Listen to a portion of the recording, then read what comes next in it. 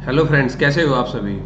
Friends, मैंने राजपूत काल से संबंधित एक सीरीज यहाँ पे जो स्टार्ट की है आपकी, उसका फर्स्ट पार्ट मैंने यूट्यूब पर आज मॉर्निंग में ही अपलोड किया है। आप सभी ने देखा है, बहुत बढ़िया रेस्पॉन्स भी आया है और आपसे उम्मीद है कि आपको मतलब इसको देखकर आपको बहुत बड़ा बेनिफिट यहाँ पे मिलने वाला है। ठीक है, तो यहाँ पर हम इसको क्रम वाइज हम यहाँ पे स्टूडेंट्स कर रहे हैं कि जैसे कि पहले वाले जो पार्ट हमने यहाँ पे किया है उसके अंदर हमने स्टूडेंट्स जो देखा है वहां पे गुर्जर प्रतिहार और पाल से संबंधित ज्यादातर क्वेश्चन मैं लेके आया था और आपको ये प्रैक्टिस करने का एक बहुत ही बढ़िया जरिया आपके लिए रहने वाला है। दोस्तों, आज के जो ज्यादातर क्वेश्चन आपके होंगे स्टूडेंट्स, वो ज्यादातर क्वेश्चन राष्ट्रकूट वंश से संबंधित होंगे। आप एक बार बुक से पढ़ना और बुक से पढ़ के आप एक बार इन क्वेश्चंस को आंसर करना, ये प्रैक्टिस के लिए बहुत बढ़िया माध्यम आपके लिए स्टूडेंट्स रहने वाला है। तो आप इसको लगातार इस सीरीज को ज्वाइन करिए।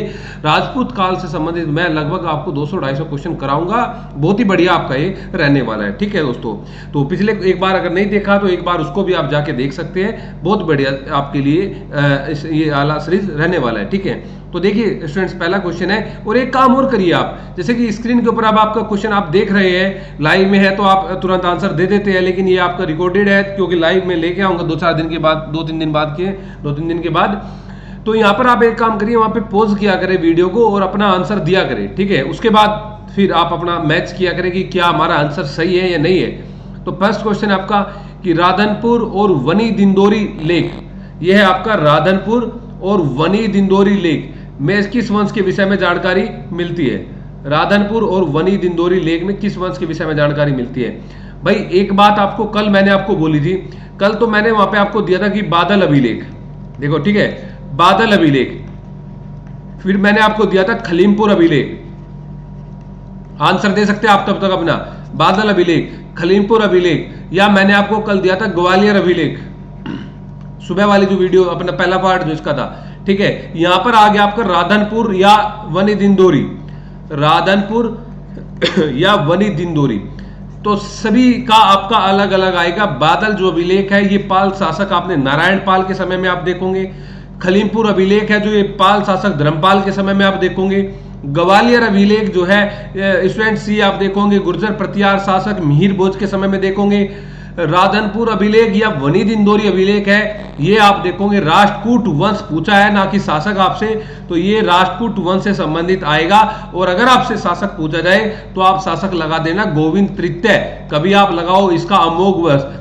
तो राधनपुर और वनी दिंदोरी जो अभिलेख है आपका स्टूडेंट्स, वो गोविंद तृतीय या राष्ट्रकूट वंश से संबंधित है। और अगर यहां पर आपसे ये पूछ लिया जाए कि बताइए संजन ताम्रपत्र लेख किससे संबंधित है, संजन ताम्रपत्र लेख, तो आप बोलोगे कि संजन ताम्रपत्र लेख अमोघ वर्ष से संबंधित है। तो ये सारे के सारे अभिलेख आपके यहाँ पे लगभग हो जाएंगे, ग्वालियर, खलीमपुर, बादल या राधनपुर या वनी दिंदोरी या सामंतगढ़ लेख जो अपने दंती दुर्ग से संबंधित जो मिलेगा, ये सारे के सारे आपको यहाँ पे हो जाएंगे। तो आपने अपना आंसर दिया, तो बहुत बढ़िया दोस्त स्टूडेंट्स। तो नेक्स्ट क्वेश्चन पे आइए भाई कि नेक्स्ट क्वेश्चन आपका क्या रहने वाला है कि निम्नलिखित में से किस वंश के शासकों को लट लूर पूर्वाधीश कहा गया है। निम्नलिखित में से किस वंश के शासकों को लट लूर पूर्वाधीश कहा गया है। देखो लट लूर ये एक क्षेत्र था, कहां पे था क्षेत्र, महाराष्ट्र के अंदर था, महाराष्ट्र के अंदर। लेकिन जब तक हमें नहीं पता होगा कि भाई ये क्षेत्र महाराष्ट्र में था तो हमारे लिए तो सभी बराबर है, राष्ट्रकूट पाल चौहान या ये है ना। लेकिन लट लूर पूर्वाधीश जो कहा गया है वो राष्ट्रकूट शासकों के लिए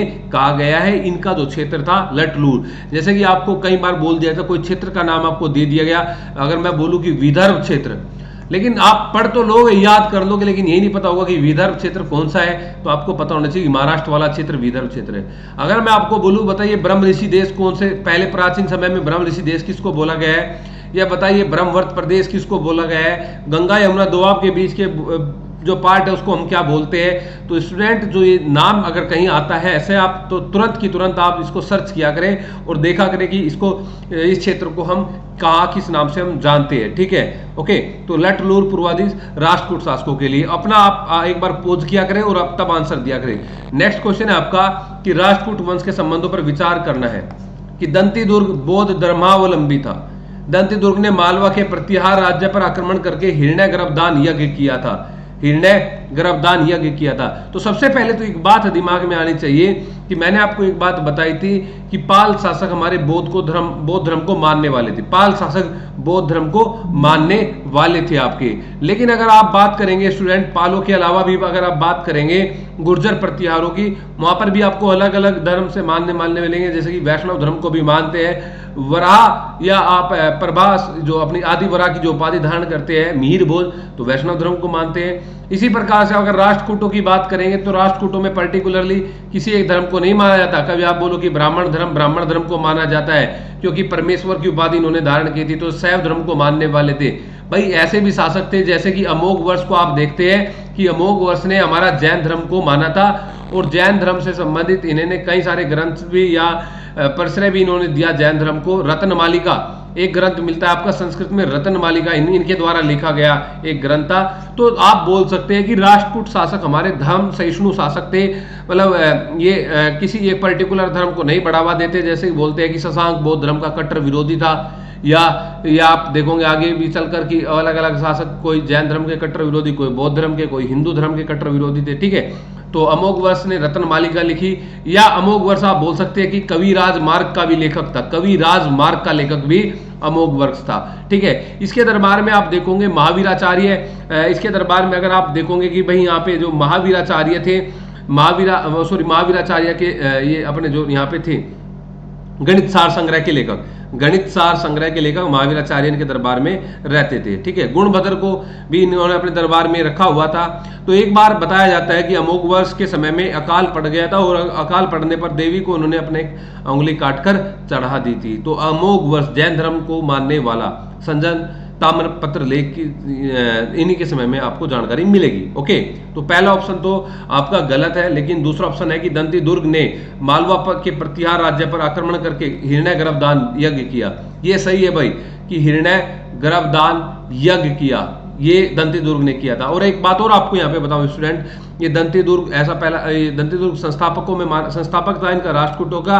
और आप एक चीज जानते हैं कि भाई राष्ट्रकूटों के संस्थापकों के अंदर आप देखोगे इसने महाराज धीराज की उपाधि धारण की। एलोरा के अंदर एक मंदिर बनवाते हैं, दशावतार का मंदिर बनवाते हैं एलोरा के अंदर। ये भी एक बहुत बड़ा कन्फ्यूजन आपको स्टूडेंट्स रहता है। आपसे पूछा जाता है कि एलोरा में दशावतार मंदिर का निर्माण, तो आप बोल देते हैं कृष्ण प्रथम ने। फिर मैं आपको बोलता हूं कि एलोरा में कैलाशनाथ मंदिर का निर्माण, तो आप बोल देते हैं दंती दुर्ग ने। तो ये जो कंफ्यूजन है इसको दूर कर लीजिए कि एलोरा दंती दुर्ग दशावतार यानी कि डी से दंती दुर्ग और डी से दशावतार मंदिर, तो याद रखना डी और कृष्ण वाला फिर याद रह जाएगा जो इनके चाचा थे कृष्ण प्रथम के द्वारा एलोरा के अंदर कैलाशनाथ मंदिर का निर्माण यहाँ पे किया गया था। ठीक है, तो पहला ऑप्शन गलत है यहाँ पे और दूसरा ऑप्शन आपका यहाँ पे स्टूडेंट्स सही है। ठीक है, याद रखना इसका। ओके, तो आप नेक्स्ट क्वेश्चन पे आइए भाई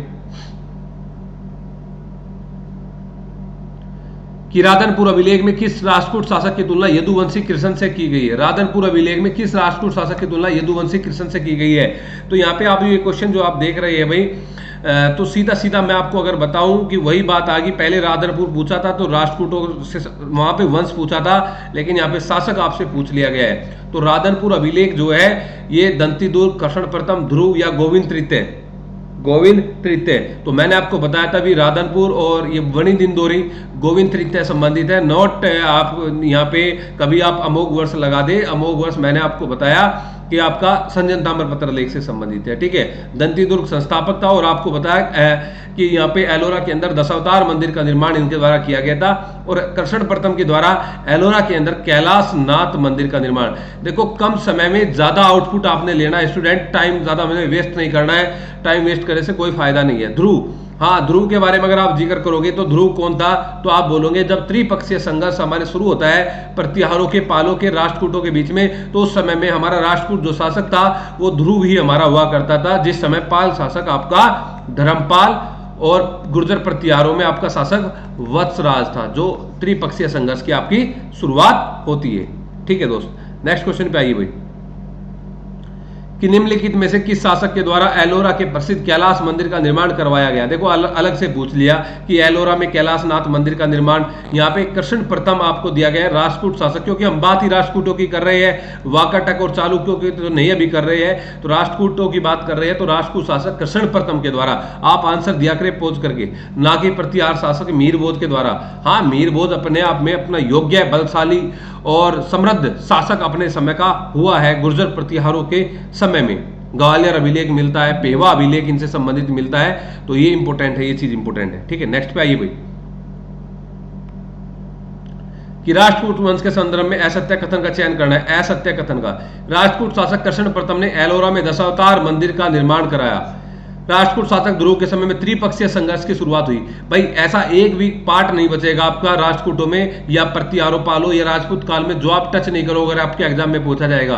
भाई एक बार आप रीडिंग करिए अपनी बुक से और फिर इन क्वेश्चंस को लगाइए, मुझे नहीं लगता कि आप कहीं भी कोई भी समस्या आपको आने वाली है। ठीक है, तो अमोघवर्ष प्रथम ने मान्यखेत नगर की स्थापना की, या तो कोलम का युद्ध राष्ट्रकूट और चोलों के मध्य हुआ है, तो आप लगाइए इसको आंसर। और अभी अभी मैंने आपको बताया कि भाई राष्ट्रकूट शासक कृष्ण प्रथम ने एलोरा में दशावतार मंदिर, भाई एलोरा में दशावतार मंदिर दंती दुर्ग और एलोरा के अंदर कैलाशनाथ मंदिर आपका बोलोगे कि आप कृष्ण प्रथम के द्वारा शुरू किया गया था, बनवाया गया था। ठीक है, हाँ, ध्रुव के समय में त्रिपक्षीय संघर्ष अभी बताया कि प्रतिहारों में वत्सराज हुआ करते थे और पालों के अंदर आपके जो हुआ करते थे वो धर्मपाल हुआ करते थे। आगे आया कि अमोघवर्ष ने मान्यखेत नगर की स्थापना की। हाँ, मान्यखेत को राजधानी ये बनाते हैं अपनी, पहले इनकी राजधानी अपनी हुआ करती थी वो अपनी ये जो क्या बोलते हैं उसको, मान्यखेत से पहले जो इनकी राजधानी थी उसको बोला गया है, देखो अभी माइंड से स्लिप हो रहा है, एक बार आप कमेंट में आंसर बताना, कमेंट में आंसर बताना कि मान्यखेत से पहले राष्ट्रकूटों की राजधानी, जैसे गुर्जर प्रतिहारों की अगर आपसे पूछा जाए कि भीनमाल इनकी राजधानी हुआ करती थी और भीनमाल से चेंज करके इन्होंने आगे चलकर गोविंद वो नागभट्ट के समय में, नागभट्ट द्वितीय के समय में इन्होंने अपनी राजधानी कन्नौज बना ली थी। जिस प्रकार से देवपाल, आप देखोगे कि देवपाल ने राजधानी मुंगेर में अपनी बनाई थी। तो मान्यखेत से पहले जो राजधानी हुआ करती थी इनकी, अभी आप आंसर देना इसका कमेंट में, ओके, और बताना कैसा लगा लेक्चर आज का। निम्नलिखित राष्ट्रकूट शासकों को क्रम में आप लगाइए। मैंने कल भी आपको बोला था भाई, चाहे पाल हो, चाहे प्रतिहार हो, चाहे आपका राष्ट्रकूट हो, कि तीनों के तीनों में से आपको क्रम तो भाई आना चाहिए सभी के सभी का। और अगर नहीं आप कर रहे हैं तो बहुत बड़ी मिस्टेक आप कर रहे हैं भाई। अपनी बुक से इनके सभी क्रम को लिखिए और इनको आप एकदम क्लियर यहाँ पे करिए। ठीक है, राष्ट्रकूट शासकों को कालानुक्रम में, तो यहाँ पे आप देखेंगे अमोघवर्ष प्रथम, दंती दुर्ग, गोविंद तृतीय या कृष्ण प्रथम। तो संस्थापक आपका है दंती दुर्ग, संस्थापक आपका है दंती दुर्ग। तो सेकंड नंबर का पहला आएगा, यानी फर्स्ट एंड लास्ट तो आपका नहीं होगा। इसके बाद में आप देखोगे कि सेकंड के बाद आपका फोर्थ आएगा या सेकंड के बाद आपका फर्स्ट आएगा। नहीं भाई, दंती दुर्ग के बाद में मैंने बताया कि दशावतार मंदिर और कैलाशनाथ मंदिर ये लगातार शासकों के द्वारा, दंती दुर्ग और इनके द्वारा बनवाया गया। अमोघवर्ष तो बाद में आएगा, जो जैन धर्म को मानने वाला था, जिसने अपनी उंगली को काटकर देवी को चढ़ा दिया था, जिसके दरबार में गुणभद्र रहते थे, जिसके दरबार में महावीर, ये अपने गणित सार संग्रह के लेखक महावीराचार्य रहते थे, जिसके दरबार में जैन ग्रंथ के लेखक, ये जैन ग्रंथ जिनसेन रहते थे, आदि पुराण के लेखक जिनसेन रहते थे। ठीक है, जिन्होंने मान्यखेत राजधानी बनाया था, ये तो बाद में आएंगे। ठीक है, गोविंद तृतीय बीच में आ जाएंगे, मैंने आपको बताया गोविंद तृतीय और कृष्ण प्रथम। तो आपका यहाँ पे जो आपका आंसर आने वाला है 2 के बाद 4, यानी कि बी आपका आंसर है यहाँ पे भाई। मिला लेना आपने ये आंसर, क्वेश्चन आपके लिए प्रैक्टिस के लिए बहुत ही बढ़िया रहने वाले हैं स्टूडेंट। नेक्स्ट है कि निम्नलिखित कथनों पर विचार करिए, और विचार किस पर करना है, सही पे या गलत पे। तो सही पे करना है कि कौन कौन से कथन सही है। राष्ट्रकूट शासक ध्रुव ने पाल शासक धर्मपाल और प्रतिहार शासक वत्सराज को पराजित किया। मैंने बताया कि कारण बताया था कल क्यों हुआ त्रिपक्षीय संघर्ष। पहले ध्रुव ने या धारावर्ष ने वत्सराज को पराजित किया, उसके बाद में धर्मपाल को पराजित किया। ठीक है, तो पहला आंसर आपका एकदम सही है। दूसरा कि इंद्र तृतीय पहला राष्ट्रकूट शासक था जिसने कन्नौज पर अधिकार कर लिया, यह बात एकदम सही है। देखो राष्ट्रकूट जीते जा रहे थे लेकिन कभी भी अधिकार नहीं करते थे, क्योंकि दक्षिण में इनको चुनौती मिलती जा रही थी। तो इंद्र तृतीय वह पहला शासक था जिसके द्वारा यहाँ पर आप देखोगे कि इन्होंने इस पर अधिकार कर लिया। और इंद्र तृतीय से संबंधित अगर आपसे पूछा जाए कि उपाधि बताइए इंद्र तृतीय की क्या थी, तो आप बोलोगे राजमार्तंड। ये उपाधि बहुत कंफ्यूज करेगी भाई सभी इनकी, लेकिन आपने करनी है राजमार्तंड। या आप बोलोगे इसको कि कीर्ति नारायण। राजमार्तंड, कीर्ति नारायण, ठीक है, इनकी उपाधि याद रख लेनी है। और इनके समय में प्रतिहार शासक महिपाल प्रथम हुआ करते थे, ठीक है। तो पहला भी सही है, दूसरा भी सही है। और बादामी के चालुक्यों को हराकर राष्ट्रकूट सत्ता में आए, बादामी के चालुक्यों को हराकर राष्ट्रकूट सत्ता में आए, ये बात बताइए। यस, तो आप बोलोगे कि राष्ट्रकूट जो हमारे थे ये चालुक्यों के सामंत थे, बादामी के चालुक्यों के सामंत थे। तो ये सामंत वाली कहानी भी याद रखनी। जैसे कि आप बोलो कि गुर्जर प्रतिहारों के सामंत कौन कौन थे, तो आप बोलोगे कि गुर्जर प्रतिहारों के सामंत जो हमारे हुए हैं वो चौहान थे, वो चौहान थे, वो गहड़वाल थे, वो चौहान थे, वो गहड़वाल थे, वो चंदेल थे, ठीक है। तो ये गुर्जर प्रतिहारों के सामंत थे। और यहां पर इनके सामंत थे बादामी के चालुक्य राष्ट्रकूट। तो सामंत वाली कहानी भी आपसे पता होनी चाहिए आपको भाई, ठीक है। नेक्स्ट आइए भाई, तीनों के तीनों ऑप्शन यहाँ पे आपके सही, आप अपना आंसर दिया करें भाई सभी क्वेश्चन। नेक्स्ट आइए भाई कि राष्ट्रकूट शासक इंद्र तृतीय शैव धर्म को मानने वाला था। राष्ट्रकूट शासक इंद्र तृतीय शैव धर्म को मानने वाला था, राष्ट्रकूट शासक, और उसने परम माहेश्वर की उपाधि धारण की। यस, परम माहेश्वर की उपाधि धारण की। इसी से पता चलता है माहेश्वर यानी कि महेश का नाम है कि शैव धर्म को मानता था। तो रीजन सही है और रीजन की ये एकदम सही एक्सप्लेनेशन स्टेटमेंट की सही व्याख्या भी है। तो एकदम आपका सही आंसर है। इंद्र तृतीय के बारे में अभी बताया मैंने कि राजमार्तंड, नीलवर्ष, कीर्ति नारायण इनकी उपाधि थी। आगे आइए नेक्स्ट कि निम्नलिखित इनमें से किस राष्ट्रकूट शासक के शासनकाल में प्रसिद्ध यात्री अल मसूदी भारत आया था। अल मसूदी भारत आया था। देखिए एकदम जेन्युइन क्वेश्चन है भाई, अल मसूदी। आप बोलोगे कि ये राष्ट्रकूट के दरबार में तो नहीं आया, लेकिन मैंने भी नहीं पूछा है कि राष्ट्रकूट के दरबार में आया, मैंने बोला कि भारत आया था। और भारत आया था मतलब कब आया था भारत, 915 के आसपास। और 915 के आसपास यहाँ पर राष्ट्रकूटों में किसका शासन हुआ करता था, अगर आपसे पूछा जाए तो आप बोलोगे कि 915 के आसपास जो यहाँ पे राष्ट्रकूटों में शासन हुआ करता था वो इसी इंद्र तृतीय का शासन हुआ करता था। अगर मैं पूछूं कि बताइए, यही क्वेश्चन चेंज कर दूं कि यहाँ पे अल मसूदी भारत आया था, तो प्रतिहार शासक कौन था, प्रतिहार शासक कौन था, आप बोलोगे महिपाल प्रथम था, आप बोलोगे महिपाल प्रथम था, जिसको कन्नड़ लेखक पंपा ने गुर्जर राज कहा है। और आपने कंफ्यूज नहीं होना है कि महिपाल पाल शासक था, ये कौन सा शासक था, ये प्रतिहार शासक था, ठीक है, याद रखना इस बात का। तो और अगर आपसे पूछा जाए अल मसूदी ने गुर्जर प्रतिहारों के लिए किस शब्द का प्रयोग किया, अल जुरुज, एक शब्द का प्रयोग किया अल जुरुज। और कमेंट में आंसर देना है कि किसने, कौन सा यात्री था जिसने गुर्जर प्रतिहारों को अरब का घोर शत्रु बताया, अरब का घोर शत्रु बताया, कमेंट में आंसर देना भाई, ठीक है। नेक्स्ट कि राष्ट्रकूट काल धार्मिक सहिष्णुता का काल था। राष्ट्रकूट काल धार्मिक सहिष्णुता का काल था। मैंने बताया कि राष्ट्रकूटों में शैव धर्म को भी मानते थे, राष्ट्रकूटों में जैन धर्म को भी मानते थे, अमोघवर्ष। यहाँ पे बौद्ध धर्म के संबंध में गुफा भी मिलेगी आपको, ऐसा नहीं है। तो धार्मिक सहिष्णुता का काल था। विभिन्न राष्ट्रकूट शासकों ने अलग अलग धर्म को अपनाया, ये बात सही है। तो जब अलग अलग धर्म को अपनाएंगे तभी तो हम सहिष्णु बोलेंगे इसको। तो ये आपका एकदम स्टेटमेंट ए, यहाँ पे ये आपका कथन ए सही होगा, ठीक है। नेक्स्ट आइए भाई, नेक्स्ट है आपका कि अमोघवर्ष प्रथम के दरबार में प्रसिद्ध जैन विद्वान जिनसेन, अभी बताया कि आदि पुराण का लेखक जिनसेन, और आपका महावीराचार्य, गणित सार संग्रह का लेखक महावीराचार्य, ये अमोघवर्ष के दरबार में रहते थे, अभी बताया, ठीक है। सेकंड ऑप्शन पढ़ना कि तक्कोलम के युद्ध में राष्ट्रकूट शासक कृष्ण तृतीय को चोल शासक प्रांतक प्रथम ने पराजित किया। और आप आंसर बताइए, और मैं लग रहा है मुझे आप गलती करोगे इस क्वेश्चन को, आप आंसर बताइए इसका और फिर पोज करके, और मैं बता रहा हूं फिर कि तक्कोलम के युद्ध में राष्ट्रकूट शासक कृष्ण तृतीय को चोल शासक प्रांतक प्रथम ने पराजित किया। ये एकदम अपोजिट दिया है भाई, कृष्ण तृतीय को पराजित नहीं किया है, कृष्ण तृतीय ने प्रांतक प्रथम को पराजित किया है। कृष्ण तृतीय ने प्रांतक प्रथम को पराजित किया है और चोलों को अंधकार युग में धकेल दिया था।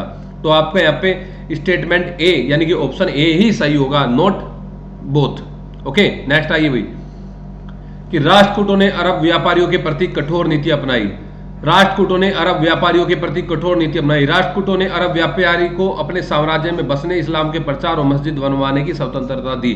मैंने आपको एक बात बोली कि राष्ट्रकूट शासक धर्म सहिष्णु शासक थे, ये किसी पर्टिकुलर धर्म को बढ़ावा इनके द्वारा नहीं दिया गया यहाँ पे, ठीक है। तो अरब व्यापारियों के खिलाफ कठोर नीति नहीं अपनाई। गुर्जर प्रतिहार शासकों ने इनकी नींद हराम की। गुर्जर प्रतिहार शासकों ने इनकी नींद हराम की। तो आप बोलोगे राष्ट्रकूट ने कठोर नीति नहीं अपनाई। तो दूसरा यानी कि कथन ए सही है और रीजन कथन ए गलत है और रीजन सही है। तो देखो आप कौन सा ऑप्शन है कि रीजन सत्य है और कथन गलत है। तो इनको ध्यान से भी पढ़ना है, कथन पहले दिया गया है, कारण पहले दिया गया है, तो आप यहां पर भी गड़बड़ कर सकते हैं। ठीक है भाई, तो गलतियों को सुधार लेना है। अभी नेक्स्ट आइए भाई कि राष्ट्रकूट शासकों ने बौद्ध धर्म को आश्रय दिया था। कनेरी की बौद्ध गुफा से अमोघ वर्ष का लेख प्राप्त हुआ है। देखो ये तो जानकारी मतलब प्रॉपर किसी शासक के बारे में तो प्रॉपर जानकारी नहीं होती है कि बौद्ध धर्म, इन्होंने तो पर्टिकुलर इनका धर्म तो शैव धर्म वो या अपना ब्राह्मण धर्म ही था। हाँ, जैन धर्म को भी प्रश्रय दिया, लेकिन किसी किसी शासक के बारे में हो सकता है कि आप एक बार बताना इसको भी कि क्या किसी शासक ने बौद्ध धर्म को प्रश्रय दिया था।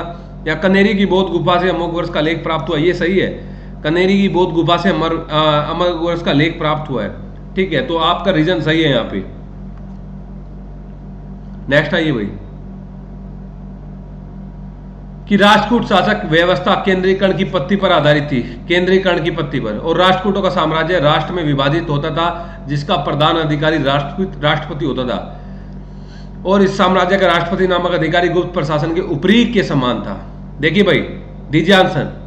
मैंने बताया कि राष्ट्रकूट शासन व्यवस्था केंद्रीकरण की पत्ति पर आधारित थी। केंद्रीकरण की पत्ति पर आधारित थी भाई, केंद्रीकरण की पत्ति पर आधारित नहीं थी, ये सामंती पत्ति पर आधारित थी, सामंतवाद की पत्ति पर आधारित थी, नॉट सेंट्रलाइजेशन। ये कौन सी पत्ति पर थी? फ्यूडलिज्म पर, सामंती व्यवस्था पर आधारित थी। और राष्ट्रकूटों का साम्राज्य राष्ट्र में विभाजित होता था, प्रधान अधिकारी राष्ट्रपति होता था। ये बात सही है। और आपने बताया था कि गुप्तों में प्रांतों को भुक्ति और उनके अंदर डिवाइड किया गया था, उसमें उपरीक होते थे। तो यहाँ पे जो राष्ट्रकूटों के अंदर, जो प्रांतों के अंदर जो विभाजित अधिकारी होते थे उसको राष्ट्रपति बोला गया, राष्ट्रपति के समान ही उपरीक होता था। तो दूसरा और तीसरा सही है आपका, यानी कि सी ऑप्शन आपका एकदम यहाँ पे सही है स्टूडेंट्स। नेक्स्ट पे आइए भाई कि पूर्व मध्यकाल में हुए त्रिदलीय संघर्ष में निम्नलिखित में कौन सा राज्य शामिल नहीं था? त्रिदलीय संघर्ष, सीधी सीधी बात है, राष्ट्रकूट शामिल था, पाल प्रतिहार शामिल था, चोल नहीं था। कोई डिटेल करने की जरूरत नहीं है। नेक्स्ट है कि निम्नलिखित को सुमेलित करिए।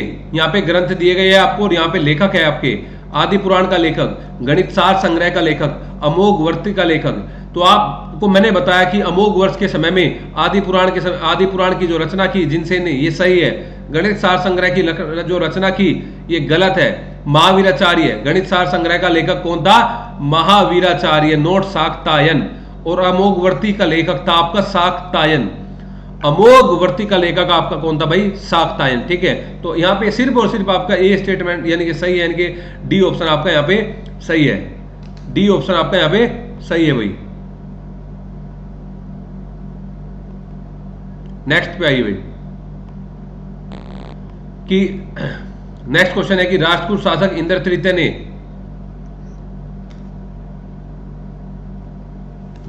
राष्ट्रकूट शासक इंद्र तृतीय ने चेदी में एक विजय स्तंभ स्थापित किया।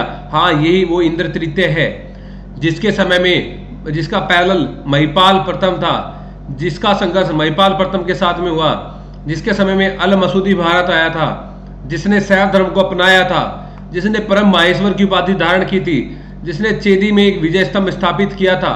ये एकदम सही है।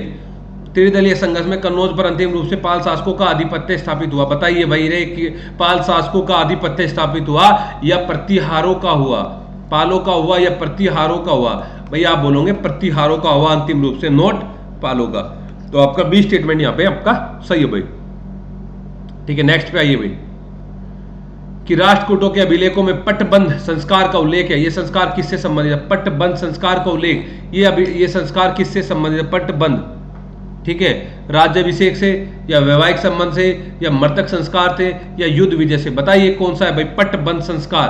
तो आप बोलोगे राज्याभिषेक से, राज्य अभिषेक से। ठीक है, नेक्स्ट आइए भाई। यहाँ आपके सभी के सभी लेख आपके यहाँ पे आपके स्टूडेंट्स आ गए हैं, सभी के सभी लेख यहाँ पे आपके आ गए हैं कि सामंतगढ़ लेख है, पेवा अभिलेख है, खलीमपुर अभिलेख है या संजन ताम्रपत्र अभिलेख है। और यहाँ पर आपके दिए गए हैं कि ये संबंधित किससे है। तो सामंतगढ़ जो लेख मिलेगा आपको, ये आपका किससे मिलेगा स्टूडेंट? ये आप बोलोगे कि दंती दुर्ग से संबंधित है। और पेवा मैंने अभी बताया कि पेवा अभिलेख और ग्वालियर अभिलेख मीरबोध से संबंधित। खलीमपुर अभिलेख मैंने आपको बताया कि धर्मपाल पाल शासक और संजन अमोघ वर्ष, तो कुछ भी बचा नहीं है। मुझे नहीं लगता स्टूडेंट कि पाल प्रतिहार राष्ट्रकूटों में आपसे कुछ छूटेगा अगर आपने इन दोनों पार्ट्स को आपने कर लिया है। ठीक है, एक बार आपकी बुक्स के अंदर से रीडिंग करके। ओके,